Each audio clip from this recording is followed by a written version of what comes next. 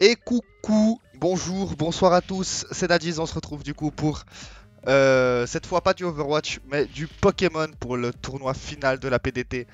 Donc un tournoi qui s'est étalé sur plus d'une année avec plein de tournois organisés pendant l'année. On participe au tournoi, si vous finissez dans les 4 premières places, vous aviez des points. Si vous finissez hors des 4e places, eh bah cher. À la fin de l'année, on cumulait les points accumulés par les joueurs. On faisait la somme et les 16 premiers étaient qualifiés pour le tournoi final. Bon, dans le top 16, il y en a deux qui ne participent pas pour une raison qui m'est obscure. Mais voilà, moi j'ai réussi à me mettre en 3ème position, ce qui m'a accordé le bonus du top 4 qui avait plus de points pour choisir sa draft. Et donc du coup, bah alors je me suis gavé. J'ai utilisé chaque point avec minutie. Sans aucune forme de pitié. Du coup, on va partir directement à la présentation de la draft. Donc, moi, je les ai classés par ordre de tiers, c'est-à-dire méga évolution, rang 1, rang 2, rang 3, rang 4, rang 5. Et on y va tout de suite. Donc, la méga évolution, ça sera méga Florizard, un monstre défensif depuis la 6ème génération, un type plante poison qui lui donne 4 faiblesses. Donc vol, psy, glace, feu, dont 2 la glace et le feu compensés par son talent isogresse. Un énorme wall, un des meilleurs switch-in du jeu à sabotage. Possibilité de le jouer de manière offensive avec ses 122 d'attaque spéciale et ses 100 d'attaque et ses 80 de vitesse qui sont tout à fait exploitables. Assez peu de move pool finalement, même s'il a 2-3 trucs intéressants comme poudre dodo. Bon, déjà il a une manière de se soigner avec synthèse et les vampigraines. C'est toujours ça de prix. Après, c'est surtout un énorme switch-in au fée, également au type fée, qui est toujours un peu pénible à tanker selon la draft qu'on a et selon le Pokémon fée concerné. Mais voilà, Mega Florizard c'est vraiment un énorme check au type fait, au sabotage et un monstre défensif de manière générale qui peut vraiment bloquer quasiment toute une draft sur 12 Pokémon. Il va peut-être en wall 7, donc il est vraiment ultra fort pour ça. Et surtout, j'ai très peu joué dans ma carrière, si j'ose dire, de joueur de Pokémon compétitif. Donc j'ai voulu essayer et on va voir bien ce que ça donne. Pour le premier tiers 1, ça sera Mew. Le petit bonbon rose préféré des jeunes nés au début des années 90. Donc lui, ça sera vraiment la pierre angulaire de ma draft. Avec ses bases 100 partout, il peut être joué très défensif, très offensif. Il a un move pool, bah, il a quasiment toutes les attaques du jeu avec quelques exceptions près. Il a demi-tour, il a tous les hazards, que ce soit les pièges de rock, les picots, les pics toxiques. Il a demi-tour, vol switch, anti-brume, il a tout. Donc c'est bien, il peut vraiment tout faire. En plus il forme une bonne synergie avec Mega Florizard étant donné que lui va résister aux attaques psy de Mega Florizard. Alors que Florizard lui va extrêmement bien tanker les sabotages que Mew aime pas vraiment, surtout s'ils sont vénères. Donc voilà, la draft c'est quand même beaucoup centralisé autour de Mew. Mew qui sera vraiment ça sera un peu le libéraux de la draft, il va tout faire, attaque, défense, il sera là partout, sur tous les fronts. Le deuxième tiers 1, ça sera Weavile, le petit Dimoret.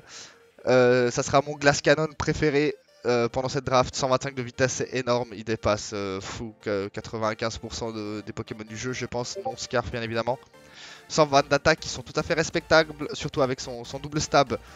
Ténèbres et glace, et comme on en parlait, le sabotage stabé de Dimoret qui fait vraiment très mal à beaucoup de Pokémon. Il a en plus une priorité avec Éclat Glace, il a la Danse Lame. Ça va vraiment être un Pokémon qui va aller très bien avec les deux premiers, étant donné qu'il peut trap kill les types Psy, et qui embête beaucoup Florizard. Et qui, même si Mew switch assez bien dessus, bah, le Psy résiste au Psy. Donc au final, Mew va devoir avoir des coverages un peu pénibles et tout, qu'il n'a pas forcément envie d'avoir. Donc Dimoret peut les trap kill. Et donc voilà, et surtout voilà, il va mettre la pression sur énormément de Pokémon défensifs, surtout grâce à son stab glace, qui est souvent mal tanké par beaucoup de Pokémon. En vrai, on pense à des Tangros, des Zapdos, des choses comme ça qui sont très pénibles à tuer mais qui aiment pas trop la glace. Pour le troisième tier 1, oui, quand j'ai dit que j'abusais des points, je ne rigolais pas. J'ai Keldeo, le poney du bled qui est là, de type combat haut. Ça sera un peu comment dire, mon all-out offensive Pokémon. Il peut faire Wall Breaker, il peut être Revenge Killer avec son Scarf, il peut se setup avec Calm Mind. Et surtout avec son nouvel accès à Flip Turn depuis les DLC de la 8ème génération, il va pouvoir amener Weavile sur le terrain de manière très gratuite. En plus, il a un très bon bulk, un 91, 90, 90, qui lui permet de facilement tanker beaucoup d'attaques, même des fois des super efficaces si elles sont pas trop violentes. Et surtout, ça me permet d'avoir un corps combat dark psy offensif qui est vraiment quasiment impossible à tanker ou à résister. Et surtout que voilà, Keldeo va beaucoup attirer les types plantes très défensifs. Les types vol éventuellement pour le type combat. Et Weavile, bah, en contrepartie, il va venir et il va faire très mal à ces types plantes et vol avec son stab glace notamment. Il va aussi également attirer les types psy très défensifs que Weavile va pouvoir défoncer avec son stab ténèbres. Donc voilà, c'est un duo qui marche très bien, surtout avec le flip turn de Keldeo qui va pouvoir me permettre d'amener Dimoré gratuitement sur le terrain. Voilà, on va passer au tiers 2 où j'ai sélectionné Togekiss. Togekiss, le cancer du peuple. Hein. On va se mentir avec son talent sérénité. Alors lui, bon, c'est un type fée déjà, très important d'avoir un bon type fée en Draft League.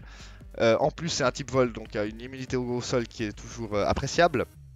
Voilà, c'est une résistance ténèbres défensive, parce que bon, Dimoré et Keldeo sont des résistances ténèbres, mais elles n'ont pas forcément envie de switcher tout le temps dessus.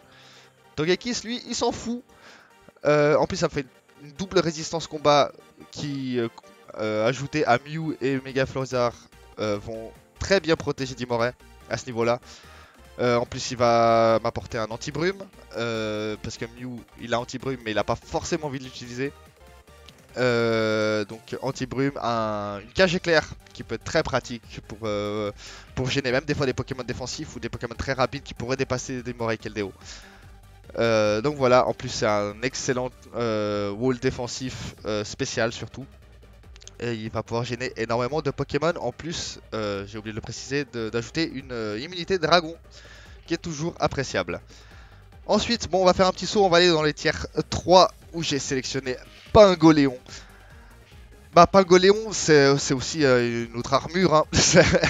Non, alors principalement, l'utilité de Pingoléon, c'est que déjà, c'est une résistance eau défensive, que Keldeo est une résistance eau, mais n'a pas forcément envie de venir.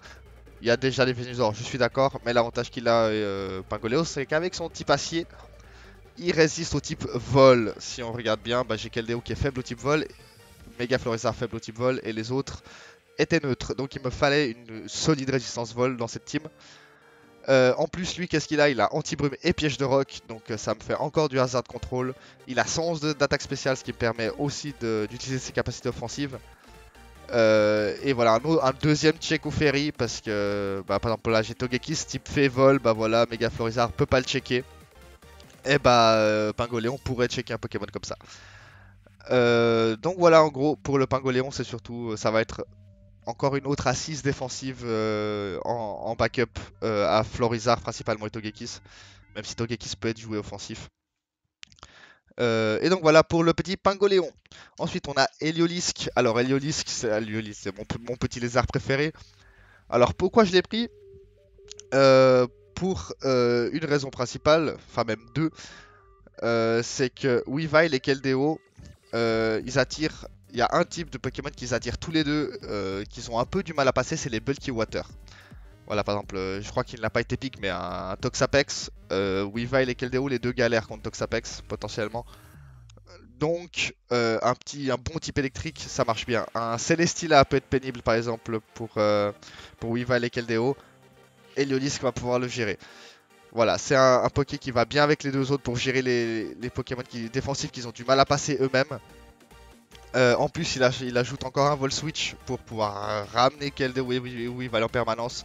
Donc on peut vraiment piéger l'adversaire dans le vortex des Vol Switch et des U-turn et tout ça. Et des Flip turn dans le cas de Keldeo. Donc c'est assez intéressant. En plus, il y a beaucoup de drafts basés sur les climats à ce tournoi. Il y a une cendre, il y a une team grêle, une team soleil, une team pluie. Et lui, bah, il a 3 talents spécialisés dans les talents. Donc c'est cool, il a forcément la peau sèche qui va l'immuniser à l'eau. ce qui sera très fort si je tombe contre la draft qui utilise la pluie. Il a le Sandveil qui peut troller un peu la team Tempête de Sable. Et il a Solar Power qui va permettre de punir la team Soleil en tapant une fois et demie plus fort. Donc voilà, en plus il a un très bon coverage, hein. C'est un très bon utilisateur de Z-Move parce qu'il a, bon, il a ses stabs normales et électriques bien évidemment, mais il a aussi des options de type eau, de type plante et de type combat. Il me semble bien qu'il a Focus Blast si je ne dis pas de bêtises. Donc c'est cool. Voilà en gros pour le petit Heliolisk, c'est un tier 3 qui va vraiment très très bien avec mon corps offensif. Ça me fait vraiment une sorte de trio d'Imorek, Keldeo, Heliolisk en fer de lance de l'attaque et franchement ça me plaît bien. Ensuite tier 4 on a Scorplan, le petit Gligar. Niveau des stats, bon c'est très moyen, mais du coup avec les Voluric forcément ça devient un monstre défensif. Et même sur le spécial il peut tanker plutôt pas trop mal. En plus il me forme un énorme duo défensif avec Pingoléon. Étant donné que les deux en piège de roc, les deux en anti-brume, et ensuite Scorplan est immunisé au sol et à l'électrique et résiste le combat pour Pingoléon. Et Pingoléon résiste l'eau et double résiste la glace pour Gligar. Donc c'est vraiment un duo défensif à la synergie parfaite au niveau des types. Et en plus qui peuvent s'alterner piège de roc et anti-brume selon les désirs. En plus, ce qui m'apporte Gligar, c'est un demi-tour lent, un slow U-turn, pour pouvoir toujours dans la même optique d'amener Weavile, d'amener Keldeo, d'amener Heliolisk sur le terrain, d'amener Togekiss si je joue offensif, et vraiment maintenir la pression en permanence. Voilà, en plus, le gros avantage qu'il a, c'est que c'est un Pokémon défensif qui n'est ni de type acier, ni de type poison, et qui est immunisé au poison grâce à son talent Immunity. Donc ce qui fait que j'ai un corps défensif relativement résistant à la technique toxique. Et ça j'aime beaucoup. Voilà. Ensuite, pour le suivant, ça sera Lycanroc. Donc lui, son seul son seul intérêt dans ma draft, c'est que je voulais un Suicide Lead pour pouvoir jouer Hyper Offense sans forcément utiliser Mew. Parce que Mew en Hyper Offense, des fois on a envie de le jouer en setup, en backup. Du coup, lui, bah, il est parfait parce qu'il a Piège de Roc, il a une priorité en plus avec Axel Rock, il a Effort, et en plus il fait mal, 115 d'attaque physique, ça rigole pas, surtout avec son coverage. Il a notamment Machouille, il a Close Combat, il a 2-3 attaques comme ça assez sympathiques. Et encore une autre chose qui m'apporte, c'est qu'il a le talent Sandrush, qui est vraiment cool pour le cas où je tomberais contre la team Sand. Voilà, ça peut être un counter, notamment à Minotape. Donc très intéressant le petit Lycanroc de ce point de vue là. Ça sera surtout un Suicide Lead, éventuellement un Revenge Killer s'il y a un sweeper très menaçant dans la draft en face qui est faible à la roche, et je pourrais le Revenge Kill avec Axel Rock. Donc voilà pour le petit Lycanroc, ça sera un peu vraiment la petite surprise à sortir de temps en temps. Ensuite, on va commencer à tomber dans les low tier, tier 5. On a Drampa, le papy dragon. De type dragon normal. Alors, pourquoi Drampa déjà, parce que des bonnes stats défensives overall, c'est correct. Défensif moyen, mais défensif spécial déjà un peu plus correct. Et surtout, en fait, ce que j'avais besoin, c'est d'un Pokémon que je pourrais éventuellement jouer défensivement dans un corps défensif qui résiste au feu. Parce que si on regarde, Mega Florizard faible au feu, neutre grâce à son talent. Mew, neutre. Togekiss, neutre. Empoleon de type eau, mais de type acier, donc neutre. Gligar, neutre. Voilà, donc je n'ai aucune résistance au feu. Il me fallait Drampa, parce qu'il a atterrissage, il a aussi anti-brume, et il a surtout un coverage spécial hallucinant, avec 135 d'attaque spéciale. Ça peut être potentiellement un gros utilisateur de Z-Move. Tu lui mets un Specs, il peut faire vraiment des trous. Et en plus, voilà, c'est aussi une immunité spectre défensive, parce que j'avais Heliolisk et Weavile en résistance. Mais voilà, si je veux jouer une résistance spectre défensive, j'avais rien. Ou une résistance ou une immunité. Dans ce cas-là, j'ai une immunité qui peut être jouée de manière défensive. Et du coup, pour le coup, il est très sympa. En plus, je peux vraiment l'utiliser en Sapsipper en immunité plante, ou en Berserk pour vraiment faire des gros dégâts s'il passe en dessous de la barre des 50% de vie. Et du coup là, il peut faire vraiment des gros trous s'il se met à plus 1. Donc voilà pour le Drampa, franchement un tier 5 que je pense je peux en retirer beaucoup de value. Ensuite le suivant, ça sera Ninjask. Ninjask, alors lui, bon là on arrive vraiment dans les tréfonds. Mais non mais lui ce qu'il a de vraiment cool, il a plusieurs choses. Déjà ses deux talents, Speed Boost et Infiltration. Plus avec sa vitesse de 160, en fait ce que ça me permet de faire, surtout pourquoi je voulais Ninjask, c'est que si Weavile, qui est le Pokémon le plus rapide de ma draft sans lui, avec ses 125, est trop lent pour Revenge Kill, un Pokémon qui commence à devenir très dangereux, qui est en train de se setup, ou je sais pas, un Soul Climat qui a plus de en vitesse et tout. Selon comment Weavile ne sera pas suffisant pour Revenge Kill, et selon l'avancée du match, je n'ai plus rien pour RK ça. Ou pour tanker ça. Donc Ninjask en fait c'est un Pokémon qui peut RK, qui peut dépasser n'importe qui. Dans le pire des cas, je le joue Protect avec Speed Boost, il se met à plus 1 et là il dépasse n'importe qui. Autre chose où il peut être sympa au niveau du build, c'est qu'un Pokémon qui dépasserait avec un Choice Scarf Weavile pourrait vouloir dépasser un Ninjask potentiellement. Parce que je sais pas, il est de type combat, il a pas envie de se faire RK par Ninjask ou je ne sais quoi.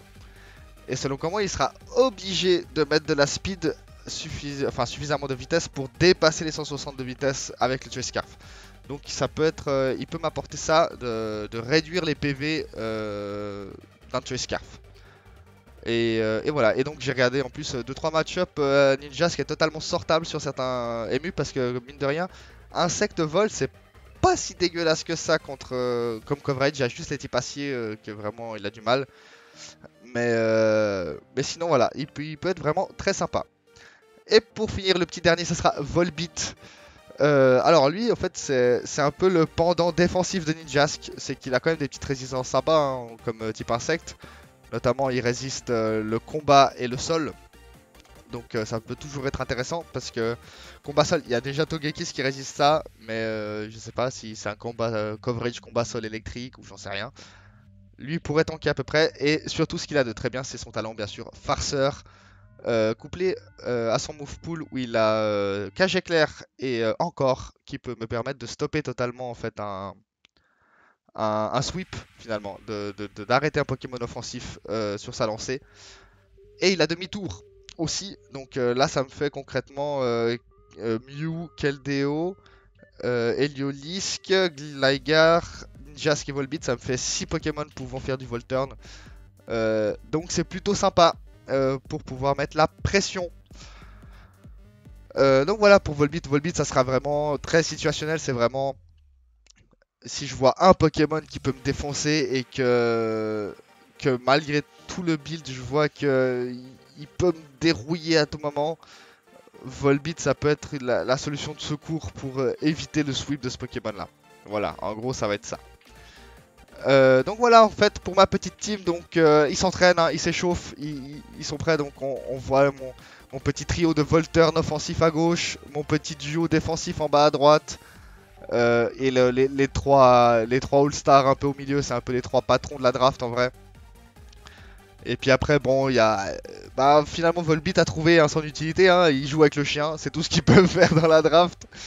Et puis bon, Drampa, je vous laisse apprécier Drampa et Togekiss. Hein, j'ai été très fier de mon idée.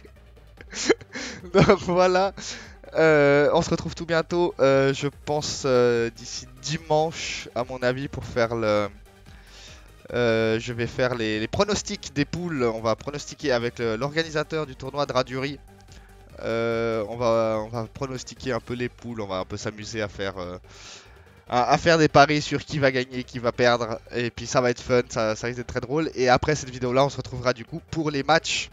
Voilà, donc je vous souhaite une bonne soirée, une bonne journée selon où vous en êtes dans votre journée, et à tout bientôt. Allez, des bisous.